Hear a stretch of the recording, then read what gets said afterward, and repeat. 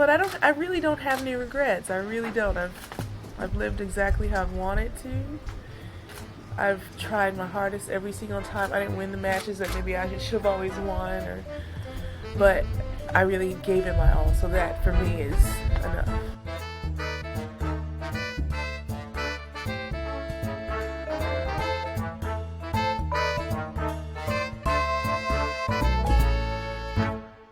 Hi everyone, welcome back to The Body Serve. I'm James.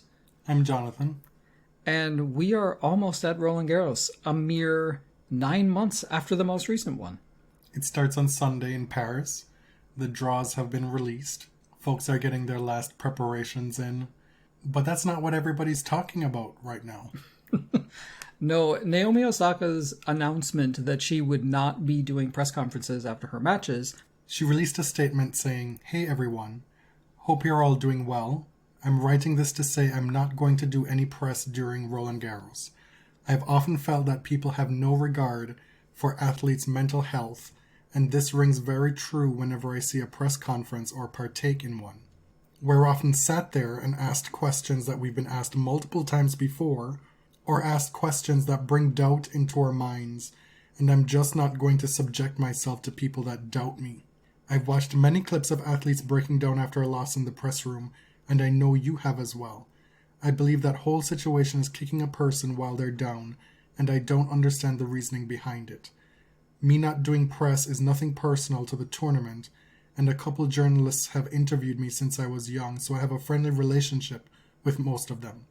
However, if the organizations think that they can just keep saying, 'Do press or you're going to be fined,' and continue to ignore the mental health of the athletes that are the centerpiece of their cooperation, then I just gotta laugh. Anyways, I hope the considerable amount that I get fined for this will go towards a mental health charity. XOXO, peace, heart." So, the takes were immediate. They're still coming. This inspired incredibly strong emotions from people, and it was interesting that this sort of captured attention so quickly and so thoroughly. There are obviously many, many ways to look at this and react to this statement, and so the discussion that is about to follow is in no way comprehensive, and we can't possibly look at it from all possible angles. But these are some of the things we've been thinking about in the wake of it. I have really excused myself from the conversation just because I didn't feel that one more take was going to do anyone good. Except you're here now. Right. Which I hope is an opportunity for a more complete discussion rather than here's the truth according to me. Hopefully we are able to present this one of the few times we can present something from both sides. Well, see, this is where it gets complicated, right? They're not two sides. They're not both sides. You and I aren't really on different sides, but we had different reactions to the statement. I'm talking about the fact that Naomi's perspective can be represented as well as the press corps. We believe that there aren't two sides to every story, that there are multiple sides, right? I'm just saying that this is one of the few instances where we can narrow it down and focus it in this way. Mm-hmm. Naomi did write an email to the French Open itself, and it looked like it was after the fact, after the statement was released, trying to clarify a little about what she meant, saying that it wasn't anything personal about the French Open or its organizers, but this is something that she has to do for herself right now. She said this is 100% nothing against the French Open or even the press members themselves. This stance is against the system requiring athletes to be forced to do press on occasions when they are suffering from mental health. I believe it is archaic and in need of reform. After this tournament, I want to work with the tours and the governing bodies to figure out how we best compromise to change the system. I feel like this was an important development to it because in the wake of her initial statement on Twitter, there were so many questions left unanswered. Is this something that's going to happen going forward for her? What was the end goal? Like, is there something that she wanted to see done specifically? Were there going to be dialogues had going forward by the people who could make some change? Mm-hmm. And it seems that this is what she wants. She wants to have a look at the system the way it currently exists and see if there are any changes that can be made. One of the questions is, why now? Why did she choose right now to make this statement? Is there something going on personally for her and she just doesn't feel up to it? I like that in the email she expanded this into a more systemic view rather than thinking about individual actors like journalists. We're thinking instead about the press conference itself, the press obligations, the format of player in front of dozens of reporters. Does this work for everyone? Is it useful? Is it productive? And if not, where does the conversation go from there? So I think that's a very fruitful conversation to be had, and it's, in general, not one that's happening on social media. I wish what was expounded upon in that email to the French Federation was included in that original statement, because that would have given more direction to the discourse, I think. Instead, we had a couple segments in that initial statement that were frankly clumsily written, that left a lot of room for interpretation by folks who have agendas, who aren't necessarily operating in good faith when talking about this issue. The two main areas being Naomi's mention of needing to protect her mental health and the way she talked about that in the initial statement, and also having her initial statement come off as somewhat of an attack on the press. Right. And there are plenty of people online who are champing at the bit to attack members of the press. They don't need an invitation, but they saw this as an invitation to say, well, they ask stupid questions, they're mean, they print clickbait, and in many situations, that is true, right? There are problems with the way the press operates in this sport, and we can see this as an opportunity to look at why that is. And on the other side, there were plenty of people lining up to say, these kids today are just so weak. If they can't do their job, they should move out of the way and let someone else do their job. And that's not helping anyone either. But more than that, there was a lack of specificity with the defining of mental health and it being taken to be muddied with just not feeling well. Right. So one thing that we're not going to do is attempt to get a grasp on Naomi's personal mental health, right? That's something we cannot possibly know. But there is, I think, there's a way in to critique the discourse of mental health in 2021. There's a huge spectrum when people talk about their mental health. Sometimes they're referring to clinically diagnosed illnesses or disorders. Sometimes it's just about kind of protecting your emotional space. Those are very different things. They're both valid, but it leaves a whole lot of space. And it's not something that we're going to sort of tackle in this discussion, but I think it's, important overall to think about going forward.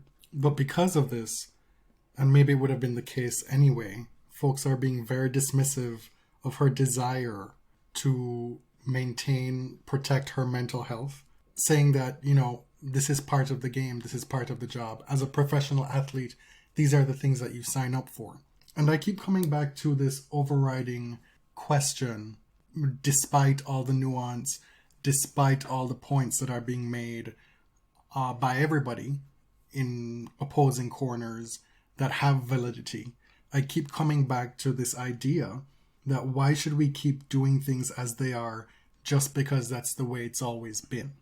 Hasn't the last year and a half, hasn't living through a pandemic taught us, if not anything else, that we don't have to do things the way they've always been done just because? Right. The pandemic exposed cracks that we knew were there, but they were now too obvious to ignore. So it gives us this opportunity to look at the way things are and say, well, does it actually have to be that way? And tennis has made many adjustments along those lines during the last year and a half out of necessity to survive, right? So when people say, well, this is what you sign up for, this is the way it is, I don't accept that anymore. And at first I predicted that there would be a big generational divide in how people responded to this. And I think more importantly than generational, it's a worldview divide. Like, are you somebody who is generally uncomfortable looking at systems and structures and recommending changes? Are you happy with the way things are? Or are you someone who sees sort of critique everywhere you look, right? And those are extremes. But some people are lining up in favor of the institution, the way things work now. And others are saying, burn it all down. I think it's also a matter of class and money and how you value money. But I think it also is a generational gap in a way, because we know that younger generations privilege personal well-being over personal wealth, for example. And folks might be tempted to exclude Naomi from that kind of consideration because we just found out she made all this money last year, 50-something million dollars, as the highest paid endorsed woman athlete in the world. But there are things that are more important to people. Her money has given her the privilege to opt out of this. Yes. Right? Her money has actually given her the safety and security to, like, shake the table. She's not somebody who grew up with obscene wealth, but she is someone who grew up, being a Black and Asian woman in a mostly white society. Naomi has already shown herself to be willing to challenge the status quo, to put herself in uncomfortable positions by sharing her political views, right? And her upbringing and her race and her being a woman probably colored the way that she sees the world. And now that she has the security of fame, money, and power, she's continuing to sort of shift tennis's wig. Howard Bryant mentioned this in one of his threads regarding this issue on Twitter, that we're at the 1-year anniversary of George Floyd's murder. And that was one of the precipitating events for last year's Black Lives Matter protests all over the United States. Protests that Naomi Osaka participated in, an experience that motivated her to try and make change within tennis, to try and attack systemic racism within tennis. After having gone through all that last year, you have folks now saying, well, she did all that last year, she could get through all that, why can't she get through this? It's just a press conference.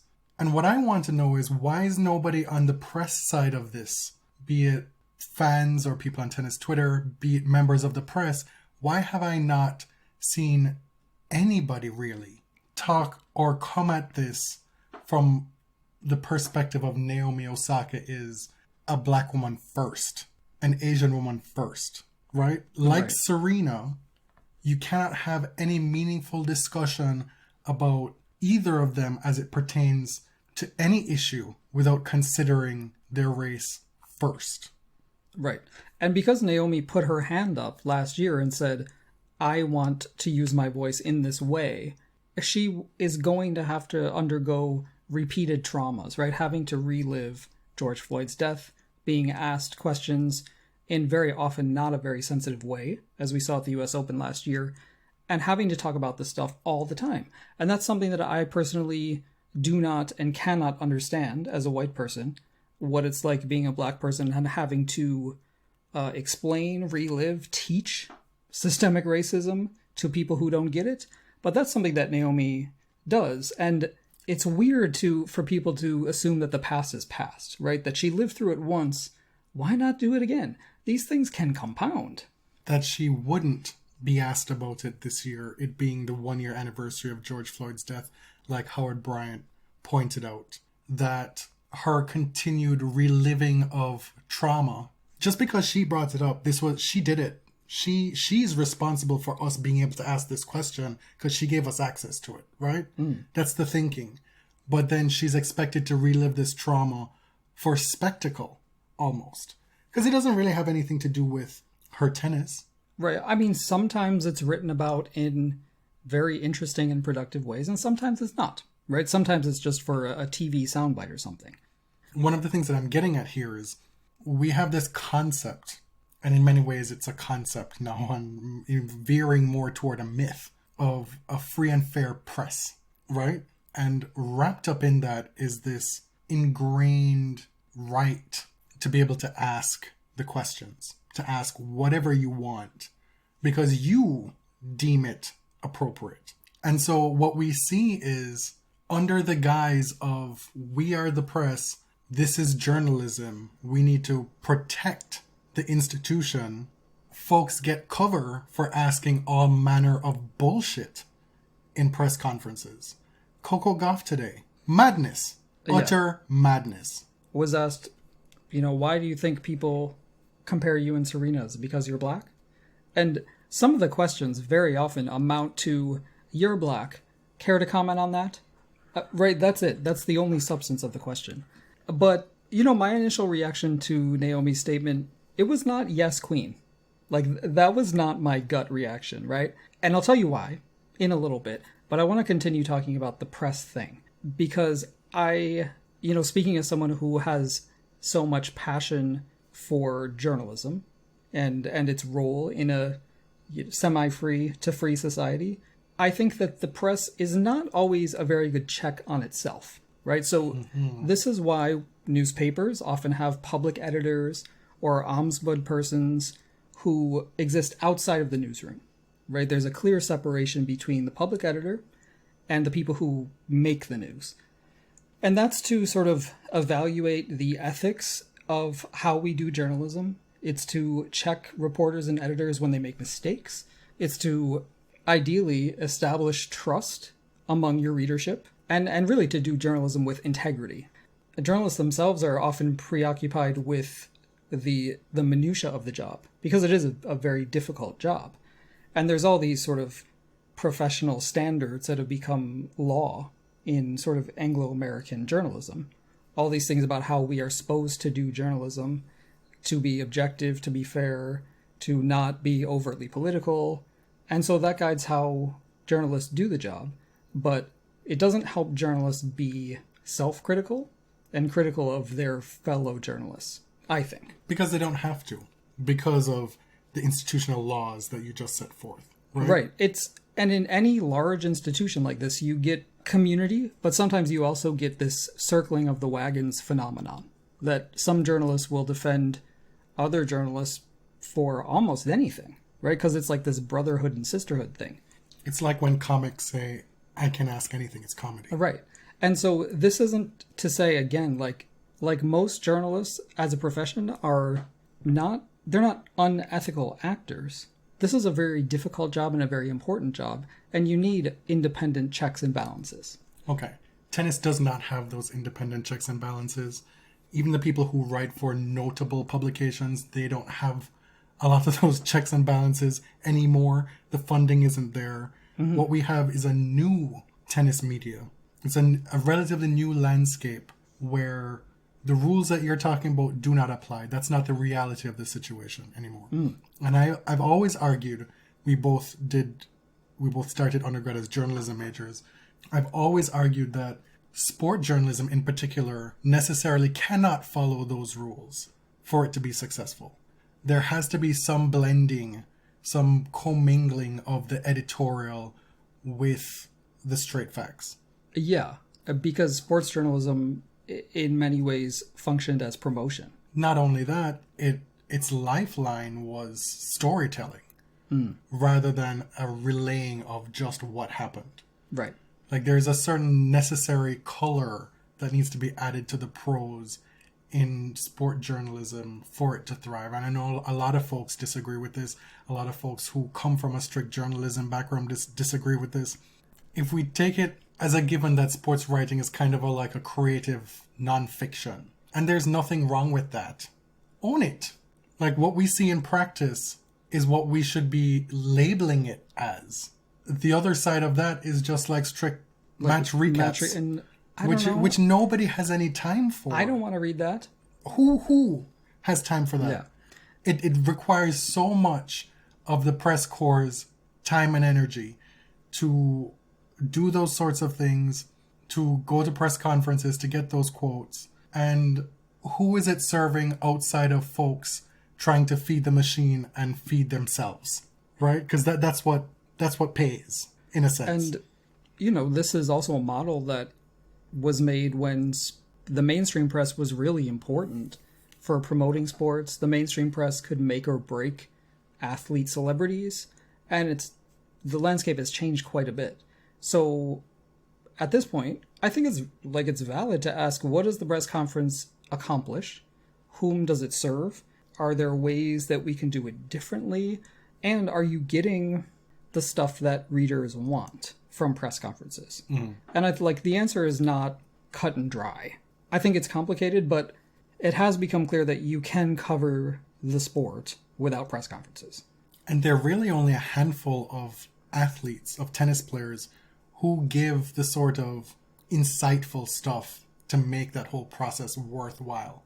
That don't give you just rote answers. That aren't just feeding this machine on both ends. You know? Right. And so I think we should feel free to criticize how journalism works as long as those critiques are in good faith and they're not sort of personal attacks. Like, it's not something you've been holding on to because you hate this one journalist. There are clearly shortcomings with how tennis journalism operates. So let's think about those on a systemic level rather than a personal level. Because what I don't like is when I see fans sort of go after one particular journalist. And I don't have like one person in mind, but they're like, well, you ask stupid questions. I do. Or you're mean, or you make my player look bad. Flip it. If journalists all asked amazing questions, would you like them? Probably not. Because what do you define as an amazing question? Like a fan question? A player can do that on social media. Mm-hmm. Okay. I'm shifting the focus back now onto journalists. Because we've seen an en masse defense of themselves and their institution today against Naomi Osaka's statement and her decision not to do press, right? It's been near universal with very little room for critique. And defense is the key word here because it was defensive, girl. Yes, I talked about this bit about creative nonfiction, which then kind of negates this shield that they put up with that, you know, traditional definition of journalism that you were talking about before, right? Yeah. They weaponize that as a defense mechanism all the time. Meanwhile, some of these journalists are out here writing books on certain players and then segueing into becoming, in effect, a PR arm of that player. Yeah. But still maintaining that public facade of journalistic integrity and being incensed about what is going on. And what I want is not to denigrate that type of journalist, but for them to have some public self-awareness.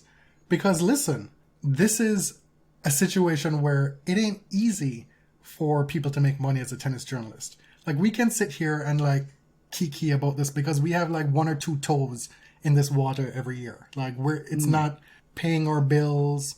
And so you have to get creative in this tennis media landscape. Clinging to this idea of what journalism or tennis journalism is not helping anybody, is not helping reform the system, is not helping make it any better, because currently what it is a whole ass struggle. Everybody's out here on Patreon, on GoFundMe. You may think that there's that fancy byline in somebody's Twitter handle, but they're still freelance. They're not making that much money. Right. And so it's not just the fans who are turning a blind eye, who have the wool over their eyes with looking at the situation. It's the journalists themselves as well in a lot of situations. This is why my first reaction to Naomi's statement wasn't celebratory. It was just sort of cautious, because I knew the stuff that was going to come. What really bugs me is that although I know she didn't intend it, some people read it as an invitation to roast the tennis press en masse. And that goes to an ugly place very quickly. It goes to this like lying press Trumpian place, even though those people wouldn't identify it that way. Like, when you say the press corps is bad, how would you define a good press corps? And I'm certainly not saying that tennis is doing a great job at this. I'm not saying that. Because even the good is flawed in many ways. And the good press corps is going to ask your faves really uncomfortable questions, because they're not supposed to be, your friend. That's not what journalism does. If you don't want that sort of adversarial relationship, are you going to get more of like a PR puff reporter corps? And that's not really that interesting either, because players can do that on their own. Is it interesting now? No, I'm not saying it's good now. I'm just saying let's avoid that lying press impulse, that impulse to denigrate journalism in general, and use this productively instead. Because I think some fans view journalists as more powerful and privileged than they really are. Absolutely. And, reporters have outsized power and influence because of their platform. But practically, tennis journalists are very often employed precariously or not employed at all. They're often paying their own way to tournaments. There are so few good newspaper jobs left around the world, especially covering tennis. So this is not exactly a glamorous job. It's a very mentally and physically taxing job, not in the way that being a professional athlete is. But tennis reporters, for the most part, aren't sitting here on massive salaries, eating caviar, complaining about your faves. Like, that's just not the reality. One of the realities is that because of the scarcity of resources, there's a lot of infighting. Yes. We personally have seen it specifically within the photographer section in press conferences, whereby some folks are just really mean and protective of their space and their bread, essentially. Right, so this is a scarcity mentality. It is. Right, that's what breeds that sort of behavior. So there's this great defense of your right to do this job, but there's also like a lot of infighting. Yeah. Now, another kind of drawback that I want to throw out there is, and I think Howard Bryant mentioned this in his thread as well, what happens if players begin to withdraw from their press responsibilities completely? So what are you left with, right? If you have a lot of privileged players who will pay the fines or can pay the fines if they want to, what are we sort of left with to represent our tennis players / celebrities? And what it is like they're going to fill it in, right? They're going to fill it in with their PR team, their management, their social media. And that might be fun for diehard fans, but over time, it really becomes boring. Like, it becomes uninteresting because there's no challenge to the brand. It's pure brand management at that point. I think that is so overstated. These players are still going to be doing on-court interviews. They're still going to have to do some media engagements, whether it's on a more friendly term, okay, fine. Mm-hmm. But like, if we embrace the creative nonfiction part of journalism and we say, okay, you don't want to tell us why you let that lead go in set 2 and how you were able to turn it around in set 3, I'll write it the way I see it. I may get like something from you, James. You tell me how you saw it. And like, something will still be generated. And those missing sentences from a tennis player, those 2 to 3 sentences, will not adversely affect the regular reader. I feel like we're being totally held completely captive by this adherence to old school journalism. I really do. That's fair. And I mean, I understand what you're saying. I just don't love... Listen, I don't know how to say this because, like, this is not life and death, right? Getting a tennis player's authentic opinion is generally not going to change the world. It might, but for the most part, this is pretty low-level stuff, right? But I do think you miss something when a celebrity is their own brand manager and there's no one pushing them and challenging them with interesting questions. I think something is lost. It's not the end of the world, but... Fine, but you're also now presuming. You're talking here under the presumption that the post-match press conference needs to be part of the equation. And fair enough, just the way that we're talking about this, we're setting up in like complete opposites on this issue, when in fact we're probably more toward the middle, but like I just want to push back against some of that because so much of the discourse against what Naomi said, it supposes that the post-match press conference is absolutely necessary. And I think that even if it is, what's at stake here is, and what's being challenged here, is that maybe at the very least it needs to be reworked. We can't be coming at this from a place of talking about it and arguing about it and getting all incensed about it without even considering that, well, hey, maybe there are things that need to be changed. Mm-hmm. And to be clear, I'm kind of throwing out these things as thought experiments, and it's really not about Naomi. Like I said before, we don't know anything about her mental state, and our opinion of this decision is completely irrelevant because the decision hath been made. Mm-hmm. Like, it's, she has already removed herself. She said, I'm going to pay the fines. I'm not doing it. So these conversations we're having, while some of them are interesting, they're not changing They're things. immaterial. Right. But So then it becomes what next? What is what because- is the stuff that we really should be talking about? Yeah. What is it that she wants to talk about? because Naomi clearly wants to change the system. I don't know if her fellow players agree or not, but she thinks this is like more of a holistic thing going on. Well, by and large today, we saw her fellow players say, well, I respect her opinion. I respect what she's doing. This is how I think, whatever. It's so strange that you see a big time provocative issue like this have such an even-keeled response from so many tennis players. It's like they get it like tennis press conferences suck. Like if she wants to lose maybe $100,000 doing this, more power to her, but like I'm a suffer through. Right. But Rafa's like, no, that's my money. But you mentioned defensiveness earlier. And a good example of this is that a lot of these players gave pretty full, thoughtful responses. And a lot of the tweets from tennis journalists omitted the parts where the player said, I support Naomi's decision. But the tweets only included the but, that we need to do press conferences. And it was a bit disingenuous. And I think it highlighted some of the problems that a player like Naomi might have with this process. What do you think? You mean when Christopher Clare tweets something and then somebody screenshots that and then tweets with the screenshot of what was actually said and have them side by side, and you can see in real time how something can be completely misrepresented. Yeah. And in this case, not just him. right? But in this case, where that misrepresentation serves your own purposes, Right. And like it is wild. I mean, it's not wise to have high standards for fandoms, because fandoms are going to like praise their player no matter what they say, but we should have higher standards for reporters, especially when these are the ones who are considered to be some of the best.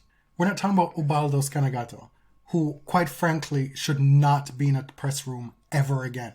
Like, you sit through slam after slam, year after year of Ubaldo doing this kind of thing, making sexist comments, being completely inappropriate, sleeping, doing all these things, and your response is to laugh it off. Well, then how do you expect people to take you seriously now when you have been his gatekeeper, in effect, for all these years, just because he's grandfathered in? And part of the problem with that is that, again, tennis reporters don't really have any real power. Who is in charge of credentialing these tournaments? Exactly. And if you ask enough questions that people don't like, are you in jeopardy of losing your press credential to a certain tournament? If you write something critical about a sponsor or a tournament, are they going to credential you next year? Are they going to revoke your credential? These are all very real fears of tennis journalists, which is part of the reason I really bristle at that broad brush painting them as all unethical or unprofessional. Yes, I agree with you. I just don't want that broad brush to be a complete absolvent, because they've played their own part to some extent, some of them. Fine. But this also puts into relief yet another facet of the conflicts of interest in tennis. It's not just in the broadcast booth. It's not just with players being tournament directors, having brothers running tournaments, getting wild cards here, there, left, right, agencies, IMG at Miami only giving wild cards to IMG players. It's the way those conflicts kind of stifle the integrity and the creativity within the press room as well. Absolutely. Yeah, so I feel like we're nearing the end of this discussion, and what I am sort of left with is I'm not really interested in coming down with a this is good, this is bad, whatever opinion. I think it's a very important conversation to be had, and it highlights just how fundamentally Naomi Osaka can change this game. She is like a once-in-a-generation figure in tennis who has the power to change how people think and actually make real material changes in how tennis works. And those, you can compare her to predecessors, but we still have Serena Williams, who is and was still doing that, playing. So there's two of them existing right now. And so It's almost like in 20, 30 years, it's not all that interesting to say, oh, I agreed or I disagreed with this person or these micro decisions. It's more interesting to think about, like, how will this be seen through the lens of history? Is this important? Did this person shift a paradigm? What is that paradigm? The press conference. Yeah, sure. Do we have suggestions about how this can be done differently? In the first place, I think credentialing should be done by a completely independent body. I don't know how that looks, but it shouldn't have interests from within a tournament or within the leagues. For example, right now, we could probably be credentialed at any WTA event, but there's probably no chance in hell that we'll be credentialed at an ATP event. Or a slam. Yes. And part of that is because, like, we've talked a lot of stuff that's detrimental to the brand. Yes, we have of the ATP. So if they have direct responsibility for credentialing their tournaments, fair play to them to an extent. Yeah. But that again that's a puppeteering of who gets to be in the press room. Yeah, because it's really not about us. Like, I actually don't care. It's about are members of the press beholden to a particular interest? Are they being, are they self-censoring in a way? Because you have to look out for your livelihood, right? So maybe the many governing bodies could come together and outsource this and come to some agreement as to how we can, like, maintain a standard of press going forward. And the trick with that is to then not rely strictly on traditional media. You can't just have print journalists. You can't just have radio journalists. It has been a good development in my mind, and this is clearly self-serving, that podcasts can be credentialed at tennis tournaments, at some tennis tournaments. But not at the slams. But there was so much resistance to blogs. And now blogs are like 15 years old or whatever. And there's still resistance to that, to being credentialed. Yeah. My point is, if there's now a centralized credentialing body going forward, it has to be one that views all new media as having merit. Yeah. And you know what I just read? Because I get these Google alerts about golf now, because I like Brooks. Apparently there's this massive, like, bonus pool in the PGA for players who generate social media interest. And so there's speculation that this feud between Brooks and Bryson DeChambeau is ginned up because they know they're going to generate a lot of social media interest and possibly get money. So anyway, the reason that I mentioned that is that there are a lot of creative ways and new media to generate interest in the sport. If that's the end goal of credentialing, to generate interest in the players, there are so many different ways to do it. That's not the traditional outlets. We do not need to be ageist about it. Oh, no, because I love print newspapers. Not just in terms of being ageist against the type of media, but the type of people in the media. Yeah, that's not what this is at all. No, but there's a place for them too. But you also must have, in 2021, a place for as young an adult who is doing something worthwhile as possible. I'm not talking about having 16-year-olds running around in press rooms being fanish, right? No. I'm talking about get people out here who are skilled in TikTok. Yeah. Do you know how amazing a tool that is? That could be if you could get people who are skilled in very new forms of media. Yeah, so it's still, you can still have professional standards and experiment with new types of media. And the leagues use social media for PR purposes, but I'd love to see it used more widely for journalism. And you're seeing the old media catch up a little bit, but again, it's that scarcity of resources, right? Yeah.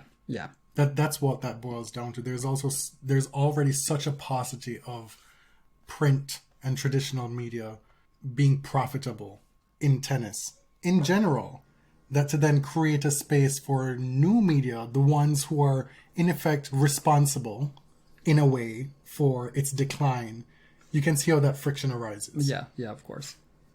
To wrap up, we definitely didn't hit every possible angle of this. We don't have all the answers, but I am curious to hear some of your responses, as long as they're being made in good faith. More specifically, that was way, way too broad a request there, James. More specifically, if you have any ideas about how the press conference can be reformed, the press conference process can be reformed. If in fact you think it needs to be. Oh my god, now we have to do draw previews, huh? We had intended to talk about some of the results from last week and maybe some of the tennis that was happening this week, but I feel like that will just have to fall by the wayside. And Yeah, we'll just talk about the draws. We'll weave it in. If you skipped ahead to this part using our timestamps, welcome to the body serve. We've talked about on previous shows that perhaps this will be one of the majors in recent times where players are most prepared than they've been in a while. Yeah. Even if that's not the case, I think it'll be one of the majors where we have the most people primed to make deep runs. You did a breakdown of all the players who've won on clay this spring, and I can scarcely recall a time when we've had such varied winners. Right. We've had a very full clay season over the past few months, and although they were competing in unusual circumstances, players have been all over the world recently, and that European clay swing is back. It was completely decimated last year, but it's back. It'll be the first slam where players are preparing under more normal circumstances heading into a slam with respect to the pandemic. I feel like the concerns that players would have had, say, playing Australia this year, not so much the case heading into the French Open. Right. Late in the clay season, the ATP at least started to relax their bubble restrictions, so Benoit Paire will have to find something else to complain about, but things are getting a little bit more normal. Roland Garros was pushed back a week because France was in a pretty serious lockdown for a lot of the spring, and here we are. Rafael Nadal is going for a 14th Grand Slam title at the French Open. And if he achieves it, he'll become the all-time leader on the men's side with 21 Grand Slam titles. So that's at stake for him. Mm-hmm. He comes in as the number 3 seed, and he's fallen in Djokovic's half, with Roger Federer as well. Daniil Medvedev, who hates clay, he'll tell anybody who will listen, he's on the bottom half as the number 2 seed. The top 4 seeds placed in the draw with Nadal, Djokovic up top with Federer, and then Thiem and Medvedev being the numbers 2 and 4 seeds on the bottom half. Yes. So on the bottom half, you could get a finalist that makes complete sense. Like Tsitsipas, someone who has won 2 titles in the clay season, one of them being a super important Masters 1000. Or you could get a total surprise. You have a real opportunity on the bottom half to have a dark horse slip through, especially in that fourth quarter. In normal years, Dominic Thiem would be the huge favorite to get through that bottom half. He took some time off because he was mentally fatigued from dealing with COVID bubble travel in tennis. And upon his return, his results have been kind of spotty. Right.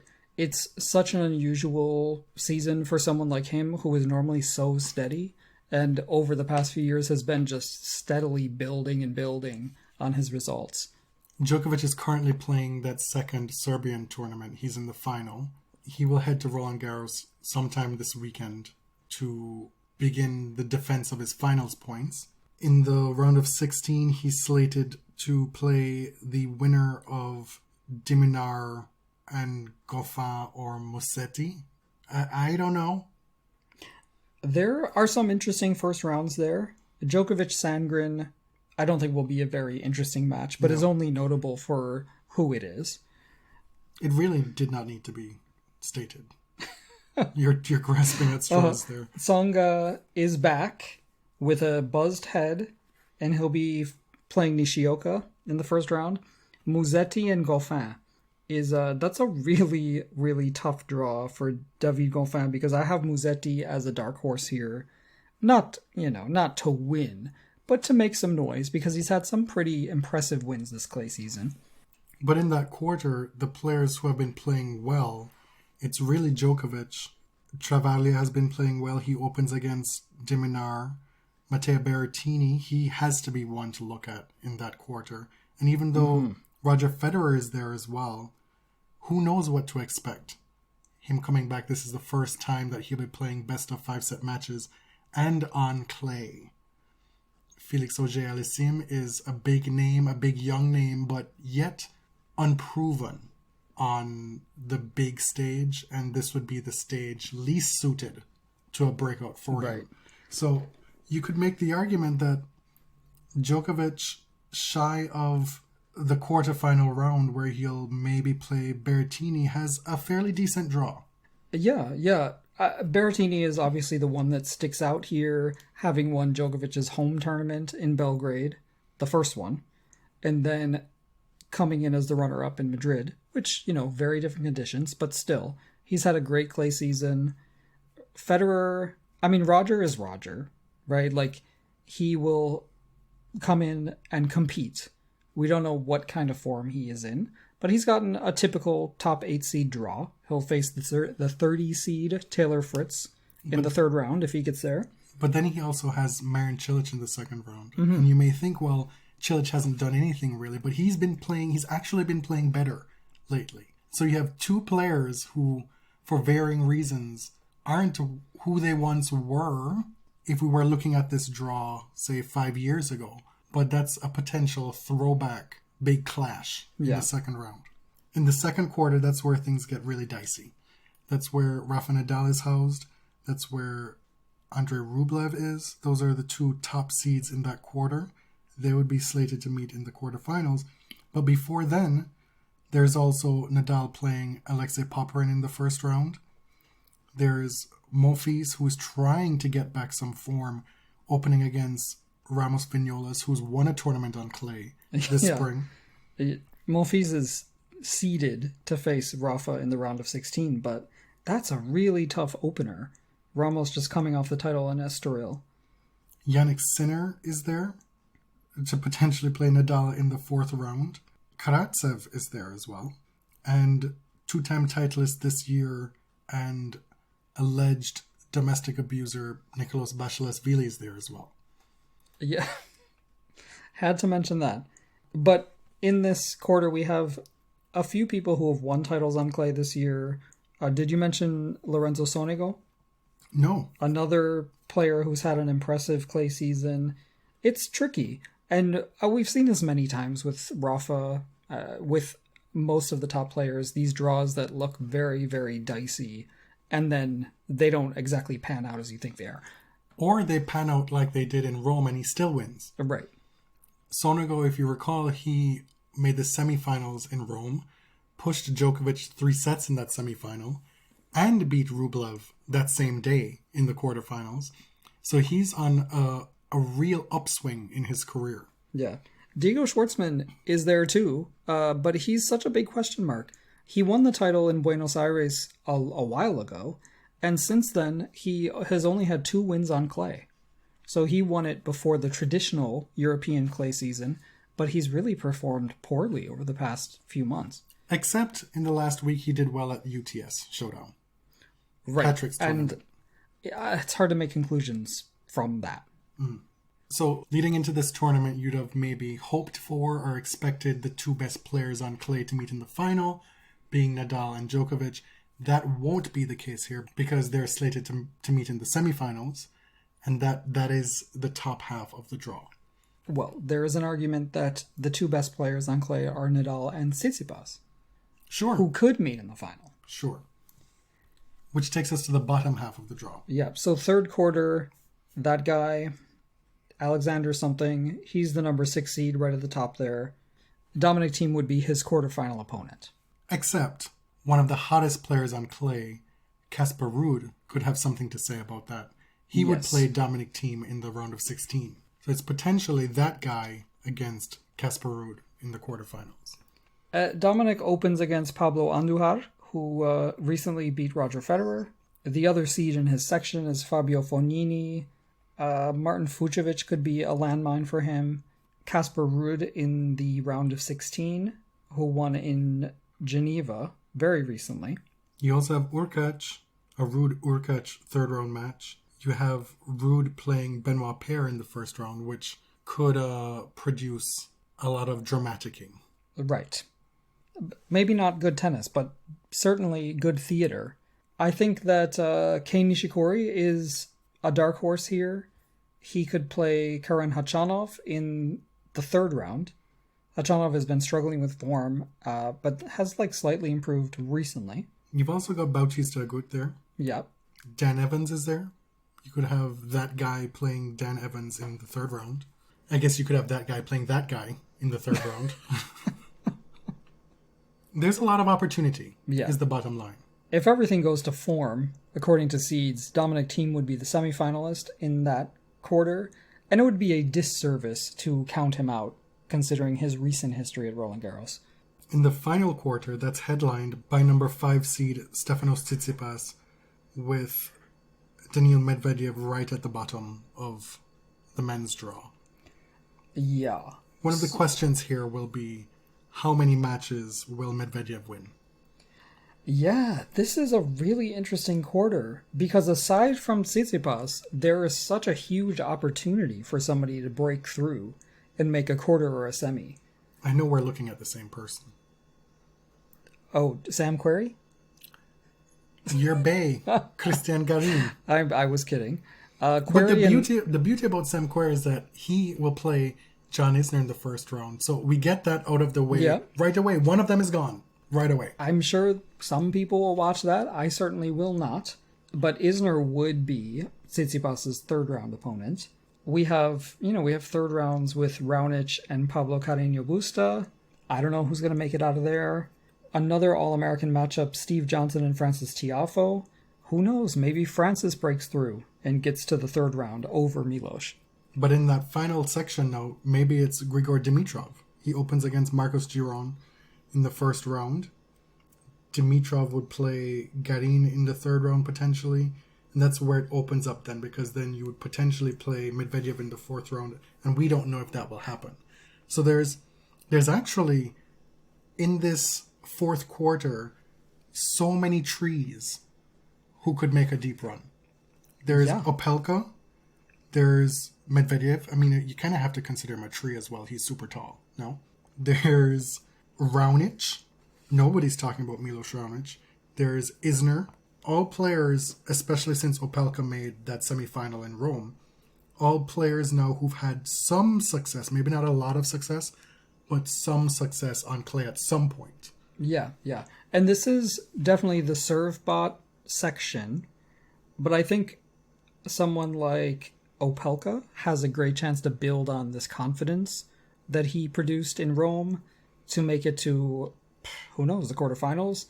Christian Garin actually has a clay title under his belt this season at home in Santiago. I think he has to be considered the favorite over Grigor Dimitrov if they meet. It's also the quarter of the draw that has Sebastian Korda. Korda would be the second round opponent for Tsitsipas. So should Tsitsipas beat Jeremy Chardy in the first round. Maybe this is a section where some American man comes through. There's so many of them. There's Sebastian Korda, Sam Querrey, John Isner, Steve Johnson, Francis Tiafoe. Oh, Tommy Paul is down there. Marcos Giron is in there. Mackenzie McDonald, Riley Opelka, Tommy Paul. A lot of Americans in that quarter of the draw. But as you said, the favorite to make the semifinals, and pretty much the big favorite to make the semifinals from this section, is Stefanos Tsitsipas. Yeah. The winner in Monte Carlo, the winner last week in Lyon. Did you hear what he said today? No. You didn't hear what Tsitsipas said today? Can you tell me? It looks like he was in his Roland Garros pre-tournament press. And he said, I have this quote that I created 6 years ago, and I stand by it. And what he's really doing is stealing somebody else's thoughts again. He is the quote thief, is what Stefanos Tsitsipas is. It's George Bernard Shaw. Do you think it's really George Bernard Shaw, or that's like what the internet has credited? I don't know. Bottom line is, that is not original. I didn't even have to know who it was really credited to know he didn't come up with that. Oh my lord. Like, for the number of cease and desists that Stefanos has been issued on the internet for plagiarizing people, you would think that he would not be doing this anymore. but he's unstoppable. He's unbothered and unstoppable. Wait a minute. There was a book published in 2016 called Don't Wait for an Opportunity, Create It by S. Baker. Is Stefanos positing that this person stole his quote and titled their book with his quote? Or maybe that was a ghost name. That's a, what do you call it, a pseudonym? That's actually Stefanos who a wrote that nom book? de plume? Whoa. That is brazen. To do that in a press conference. To be so specific, 6 years ago I created this and I stand by it. Madness. The women's draw. I think we are going into this Roland Garros with some very clear favorites on the women's side. I would say there are probably two that are far and away the favorites. And that would be Ash Barty and Iga Swiatek, who also happen to be the two most recent winners of Roland Garros. Who happened to be drawn in the top half of the draw and could meet in the semifinals. Yeah. So I would also put Sabalenka as a third favorite, but I think there is a big gap. And the reason I think there's a big gap is because, first of all, the conditions are very, very different from where she won in Madrid, and also because she hasn't proven that she can do this yet at a major. And when she does it, it will be proven. But it hasn't been proven yet. A lot of folks are running away on the Coco Gauff train after she won the singles and doubles titles in Parma a couple weeks ago. Yeah, man, she had a great week, though. We are happy to watch that train, but we will not be boarding. If we see that train pull into the station, we'll be there to receive it. But we will not be there for that ride. Yeah, I mean, she beat her countrywoman Anisimova, Kai Kanepi, Siniakova, and Wang Chong in Parma to win the title. She made the top 30 for the first time. She's seeded at a major. And, just for kicks, won the doubles with her partner, Katie McNally. Mm. This top half has so many players that could go so deep into this tournament. And a couple of them, unfortunately, because of injury, we're maybe a little bit less bullish on their chances than we normally would be. A couple months ago, we would have been singing Garbiñe Muguruza's praises to the Roland Garros gods ahead of this tournament, but we don't know what to expect. Right. Same goes for Karolina Muchova. She's coming off injury concerns and a semi-final appearance at the Australian Open. We don't know what to expect. So those two are square wild cards. Muchova in the first quarter, Muguruza in the second quarter. There's also Petra Martic on that half. There's Kontaveit on that half. Jessica Pegula. There's the finalist from last year, Australian Open champion in 2020, Sophia Kenin, who is playing her first slam without her father as her coach. We don't know if that situation has been settled, that coaching situation. And look who she draws in the first round. Someone who lives to create chaos, Yelena Ostapenko. Kenin has had a string of losses since Miami. There's also Elina Svitolina. There's Alexandrova. There's Jennifer Brady. There's Ons Jabeur. Yeah. This is a great group in Ash Barty's section. She's got Ons Jabeur possibly in the third round. Jabeur was the runner-up in Charleston, number 2. The runner-up to Astra Sharma. Coco Gauff, as we said, the champion in Parma, the top 30 debutante, and Jennifer Brady, who is number 13 seed, the semi-finalist who lost to Naomi Osaka last year in the US Open. And then in the final of the Australian Open this year. Oh yes, how could I forget? I don't know. I really had to think long and hard about who won Miami this year. I know now, but it took me a while. But my point is that these are not impossible, but they are tough outs for Barty. And if she's going to win this title again, I almost said defend this title because she's still holding on to points from 2019.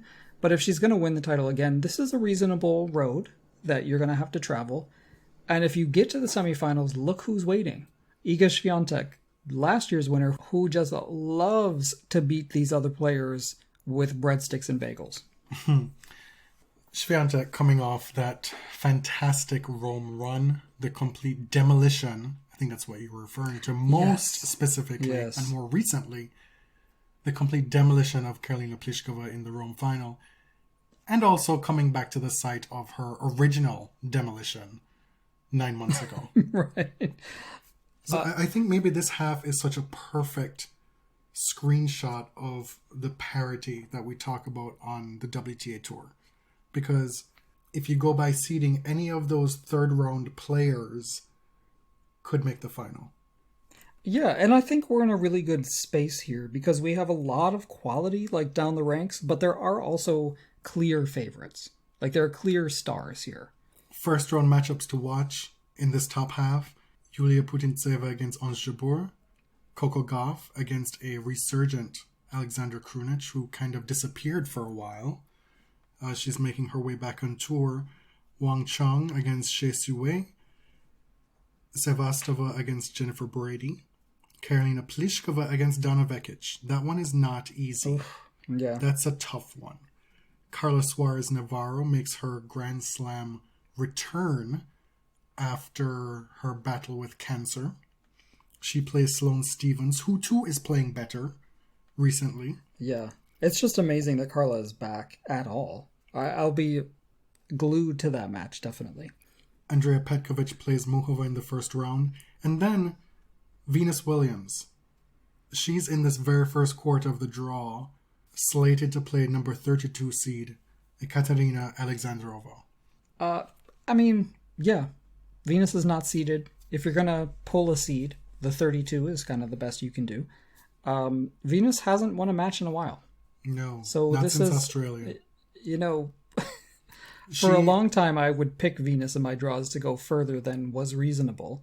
But, you know, at this point, a win would be a pleasant surprise.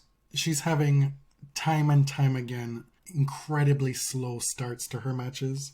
In Strasbourg, she lost the first set and the first few games easily to Sorana Cirstea, was able to turn it around, win that second set fairly convincingly 6-2, and then a couple unforced errors at inopportune times, and then she's behind the 8 ball again. Cirstea, for her part, is currently in the Strasbourg final, attempting to win her second tournament of the year. Yeah. In the prior event in Parma, Venus was down. We talked about this on the last episode. She was down 5-2, and then in that first set, that slow start I'm talking about, and then was able to actually win that first set. This is against Schmidlova. Schmidlova, her longtime bugaboo. Yeah. So what we're seeing is a struggle to maintain bouts of form for long periods. There's still game there, clearly. But we'll see if she's able to find it. I mean, I'd like to go through this top half and tell you what the quarterfinal matchups would be by seed, but I don't even know if that's useful Right. at this point. Kenin is the 4 seed. We mentioned that she'll be playing Ostapenko in the first round, but Sofia hasn't won a match since Miami. And, I mean, she hasn't been losing to duds. You know, she lost to Krejcikova in Rome, who is now in the final in Strasbourg. But she's not playing at anywhere near her standard. And this will be the first time we get to see her with a coach other than her dad. So I think there are a lot of question marks around her. That leaves a big opening for someone like Pegula, Sakari, Elisa Martins, who reached the final in Istanbul earlier this year. I think one of my dark horses here is Sorribos Tormo. And normally I would say that Muguruza was an easy, you know, like a walk to at least the round of 16 here. But her form has just been a little bit questionable since returning from injury. And Iga Swiatek looms in that section of the draw.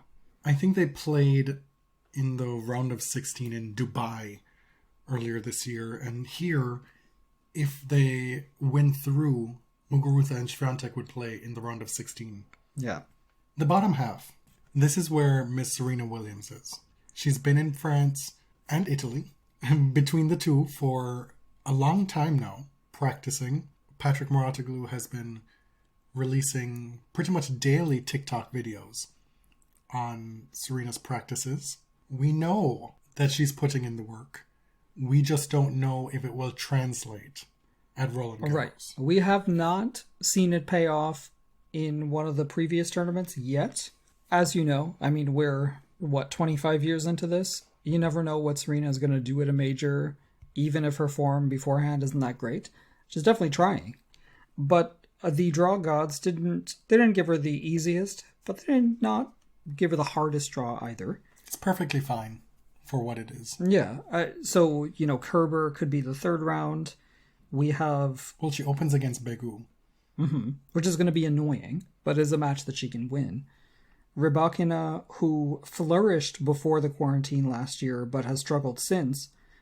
Rybakina could play Petra Kvitova in the third round, and the winner of that would play, Serena or Kerber or, who knows, Danielle Collins. I'm sitting here, you're saying, oh, Serena gets Kerber in the third round. I'm like, Well... Danielle could beat Kerber. Listen, Danielle could beat Serena. That's the one to look at in that section. Collins-Kerber rematch. Oh, yes. All the come-ons. And elsewhere in that quarter, we have Vika, Miss Anti-Smoking, Vika Azarenka. I'm telling you, in the midst of all this Naomi Osaka discourse that's dominating the internet on tennis Twitter, Victoria Azarenka is out here to tell you what she stands for.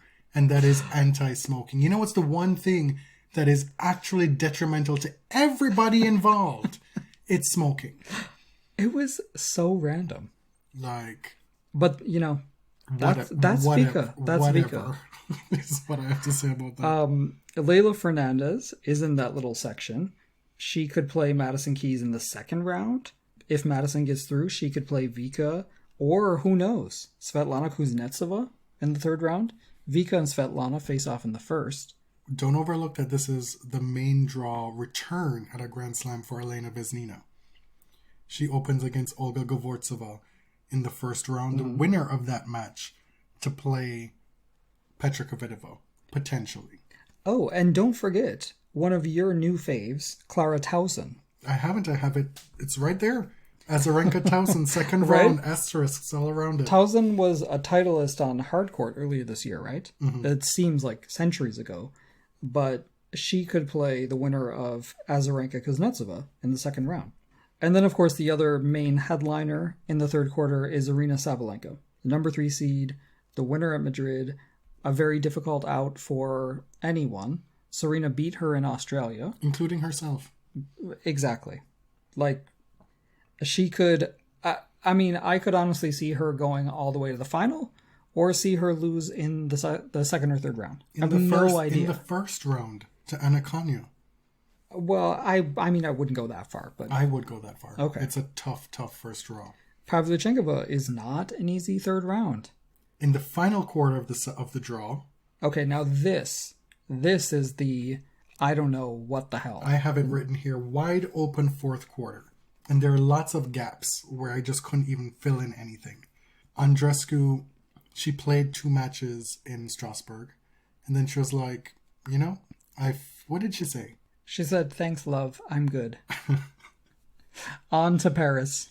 That's a paraphrase from your own mind. It is. But Bianca came back, played for the first time in many, many months earlier this year, got to the Miami final, had to retire. And since then, it's been COVID, it's been withdrawals, it's been very questionable. Withdrawals because of not being able to travel because of COVID, not wanting to quarantine. But a lot of different things are going on. So Bianca is a massive question mark, especially since she could play the new clay princess, Maria Camila Osorio Serrano. That's in the second round. So who makes the third round? I have no idea. Who makes the third round between Kudermetova, Anisimova, Boskova, Siniakova? No idea. You could feasibly see any of those make it. One of the big dark horses here for me is Dasha Kazatkina. Kiki Bertens, we haven't seen much from her since she's come back from injury. Maybe she's found some form. I don't know. She is a wild card dark horse if she can get some form going. Because there's opportunity here. See, some players here are going to benefit from other players whose rankings are artificially enhanced because of points from 2019. Who are you throwing shade at right now? And I'm not saying that to be shady, but okay, but name names. Konta, Bencic, Bertens, right? Bencic is the 10 seed. Bertens is the 16 seed. You know, Naomi is the number 2. Vondrousova is a 20 seed. She hasn't been doing that well.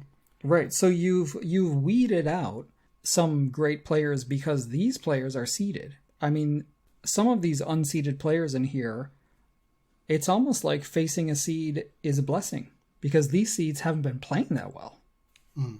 We shall see. Well, you know how you love to talk about playing the week before a slam, and Sorana Cirstea is in the final heading into Roland Garros. So the fact that she opens up against Johanna Konta, maybe your past prophecies will come true. I don't know. No, I mean, I will say that is my typical position, but this is a pandemic and things are very strange. So I do understand players wanting to kind of stay sharp, stay warm the week before a major this year. Maybe not every year. Bencic opens up against Podoroska, who was a semi-finalist at Roland Garros last fall. We have Trevisan in the same section, who was a quarterfinalist at that same tournament. Chaos Queen, Alizé Cornet, is there as well. Right, Danka Kovinic, who was the runner-up in Charleston #1, and Marketa Vondrousova, the runner-up to Ash Barty in 2019. And Naomi Osaka. Right. Did we mention the number 2 seed? I felt like maybe we talked about Naomi enough, in the first segment of the show. But that's why this section is such a wild card. Because Naomi is the number 2 player in the world. She's just coming off 2 Grand Slam wins in a row. But what is she going to do here? We have no idea. Paula Badosa slots into her section now because of the withdrawal of somebody. I forget who it was. But oh, so she's the number 33 seed. She's the number 33 really the 32. seed. Correct. But there is a 32. Venus is playing her. Oh, this is confusing. Do you know what I mean? Like, so, okay. So somebody who was ranked in the top 32 withdrew, and so a lucky loser takes that spot, but Badosa fills the seed spot in that section. Okay. So, although this is the number 33 seed to face the number 2, Badosa is flying high off her win in Belgrade. So Osaka potentially plays Badosa in the 3rd round. She opens against Patricia Maria Zig in the 1st round. You would think if she's healthy and she is of clear mind that that's still a winnable match for her. A clear-headed Osaka should get to the 3rd round here. I mean, if this draw falls apart, you could easily see her in the semis. But again, because you haven't seen it at Roland Garros, it's harder to visualize. It will happen, but maybe this year, maybe not. Andreescu had 2 clean matches in Strasbourg. If she's healthy, she could do the business here. There's no reason not to believe it. Kazatkina, Kudermetova, Anisimova. Folks are not paying any attention to her. Osorio Serrano. There's so many people here. Maybe Caroline Garcia, the other player who had the high-profile split with her dad outside of Kenin. Maybe this is a come-to-Jesus moment for her in her career. And you know what? Maybe Kaya Kanepi will show up to say, screw all of you. I'm going to beat Vondrousova in the 1st round. Listen, she's made quarterfinals at the French Open before. So it's really anybody's game. Quarterfinals, that 3rd quarter, maybe, if you go by seed, it's Serena Sabalenka. Maybe, but who knows? And then if you go by seed in the 4th quarter, it's Andreescu and Osaka, which I think we could put a lot of money on that not happening. Andreescu, Osaka. But I won't. We really only talked about 2 main things on this episode. The Naomi Osaka withdrawing from press requirements this week, and the draws. Yeah, I think for a Grand Slam preview, that's a pretty good bang for your buck. 2 things? Yeah, 2 things. They're 2 important things. Okay. One quick note, though. We did notice on Twitter was brought to our attention that, what's his name, Petros Tsitsipas? Petros. Are you joking? It's Petros. Petros. I don't know his first name. I thought you were being shady. I was not being shady. Petros Tsitsipas has a very special bio on his Instagram. What is it? he's written the letters WC on his bio, which stands for wildcard. I guess poking fun at the people who poke fun at him for benefiting from his brother's success? Dude, that's not just what he did. He put proud wildcard king. Oh, then why did you ask me to explain it? Proud WC and then the king emoji. The crown. The crown, yeah, king. He's the proud wildcard king. Okay, you do you. I mean, weird flex? Funny flex for us? Maybe. Not funny for the people who don't get wildcards. On that note, my name is Jonathan. You can find me on Twitter at tennis_John. And I'm James at ElliotJMR on Twitter. We didn't even mention making predictions on this episode. It's No, the first time it's- we've... No, wait, we don't need to go into the diatribe about why we don't. We give that every time, and then we make some predictions of some sort, even if it's like just semis or whatnot. But we did none. That's all I'm highlighting. Proud. You said your name? Yep. We are The Body Serve at The Body Serve. Just Google at The Body Serve and you'll find whatever's relevant to your interests. Thanks for listening. Till next time.